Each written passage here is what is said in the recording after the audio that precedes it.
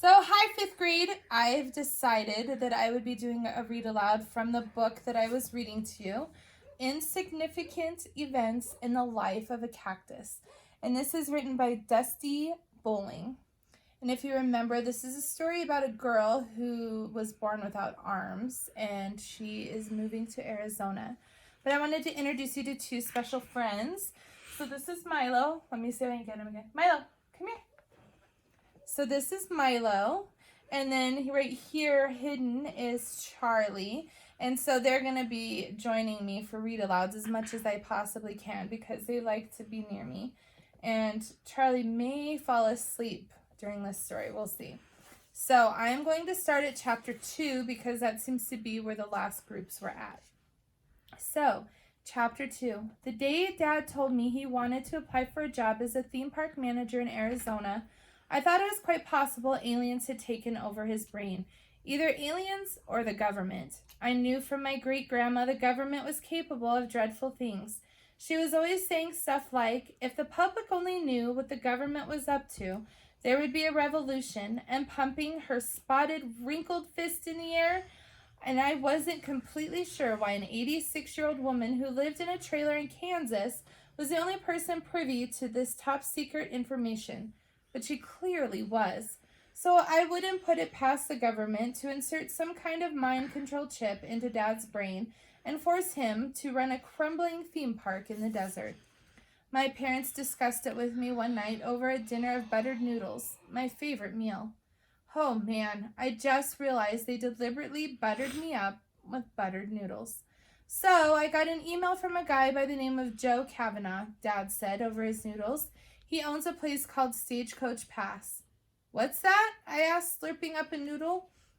It's this Western-themed amusement park in Arizona. I guess he found my resume on one of the job sites where I posted it. Anyway, he invited me to apply for the position of general manager at the park. He must have been impressed with your resume, Mr. Big-Time Restaurant Manager, said Mom. Well, said Dad, I'm not really sure how managing a restaurant relates to managing an entire theme park, but I guess a huge part of their business is a steakhouse there, so that's probably why he contacted me. Are you going to apply? I asked. It does sound interesting, said Dad. I scowled. Arizona is really far away.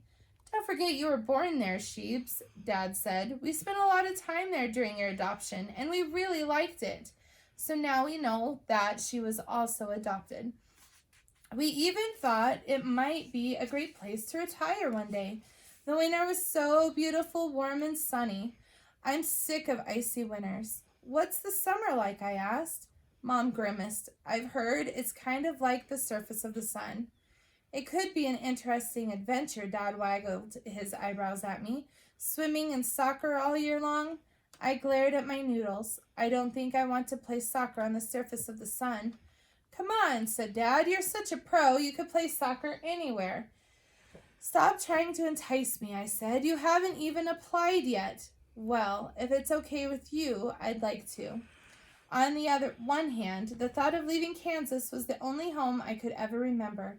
Sounded worse than anything. On the other, Dad had lost his job nearly 6 months earlier when the restaurant he'd been managing went out of business. He really needed this. It's okay with me, I mumbled, feeling like I might cry. Dad applied, and then he and Mom were invited to go to Arizona for an interview and to check the place out. And then they were invited to stay and run the theme park together. Turns out it was more of a two-person job. And so we sold off a ton of our furniture and donated the junk we didn't need and packed the rest of our belongings into a giant pod that would magically disappear from Kansas and magically reappear in Arizona a week later. We drove our old car over 1,000 miles westward across the country, praying the entire time we wouldn't break down. We managed to make it one single long day without stopping at a hotel until we got to Phoenix. By the time we arrived, Dad's eyes looked like atomic fireballs, and Mom's hair looked like she'd taken a spin in a hairspray cyclone. Early the next morning, we drove by the giant covered wagon with Stagecoach Pass printed on it in large brown block letters, and I saw the park for the first time. then I knew for sure the government and mind control chips were involved. So let me show you really quick. You probably saw Charlie getting comfy. Let me lift up the blankie so you can see.